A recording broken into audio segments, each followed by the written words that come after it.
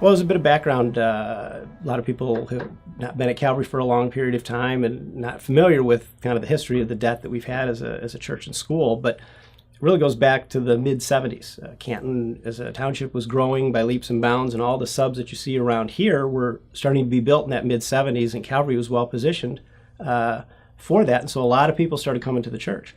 In fact, we were running 2 services because we didn't have enough room in the auditorium at the time to accommodate both the services and the Sunday school. We were kind of busting out of the auditorium, and there was no Sunday school space. There were chairs always for services back in the lobby.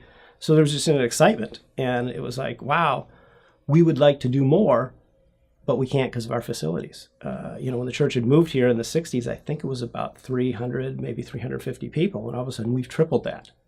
And, that just that growth just kind of begat a lot of excitement. So in the late 70s, the church began to do the construction on that and opened what was called the new auditorium then in the lobby back, I think, in the early part of 1980. A few years after that, we started building Plymouth Christian Academy. They had been meeting in various buildings off-site in the first 4 years of its existence, but we finally had enough funds to be able to move forward. And so we built the new auditorium and then built the original school building, and that was done with bonds. Congregation members were able to buy bonds back in the 1970s, and that was kind of a neat thing. Everybody wanted to be part of it, and so they purchased a bond. But after everybody in the church had purchased, we still had more funds to raise, so they did go out into the community and offered, hey, here's an attractive rate. You'll get a return on your investment and be able to help us out. Yeah, they were 9% bonds at the time, and that was a big thing. And we flooded the community with, mailers and things of this sort. And we got a lot of community people involved. That church community really made a commitment.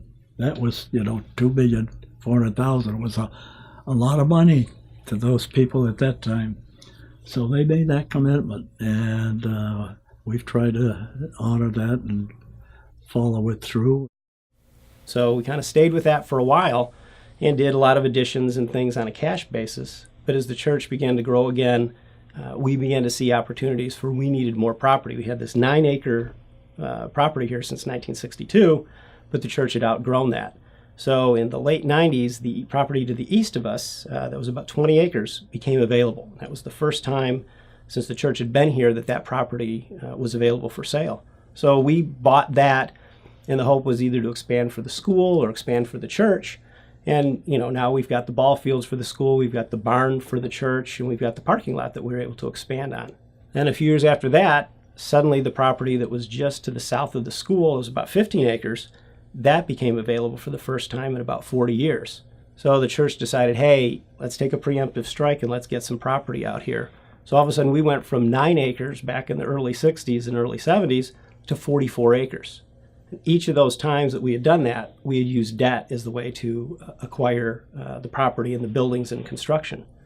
So we kind of rolled all that stuff together over the years with different notes and loans. And back in 2003, the church consolidated all that into another bond program. It was about $2.8 million of all the remaining debt for the campus.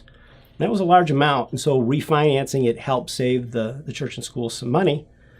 And then we go through the recession of the mid-2000s, and that was a struggle point for both the church and school, and leadership began looking and saying, hey, how can we get out of this debt, or at least reduce it, because it's taking such a stranglehold on both the school and church budgets.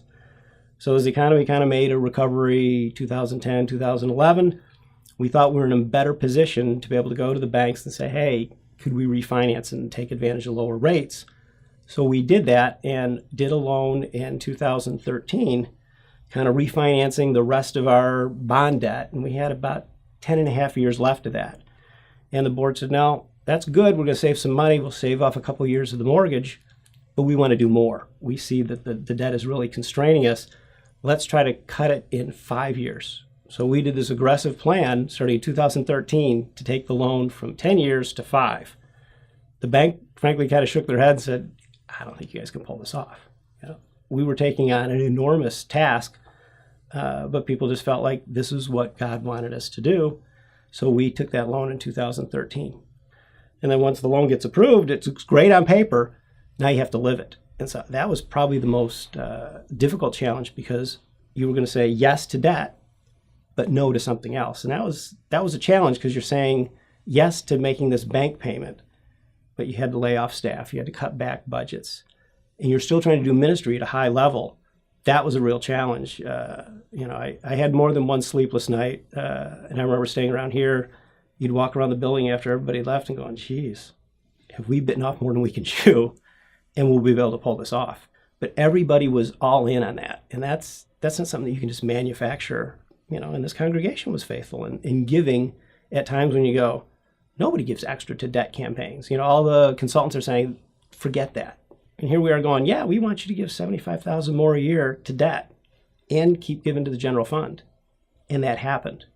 You go back in the 30s when the church started. It was a church of the open door, and they were engaged in trying to get into the community. They took a huge step when they bought this property in the 60s.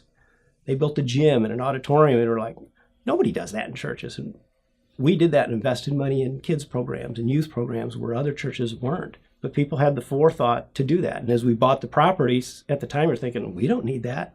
But now we've kind of grown into it. So, God has just used people, and they've stepped out in faith. When on a human scale, it doesn't add up to do what they did. But now you look back and say, wow, we wouldn't be the same ministry today if people back in the 30s, 40s, 50s, and 60s had made the moves that they made to get us to this point today.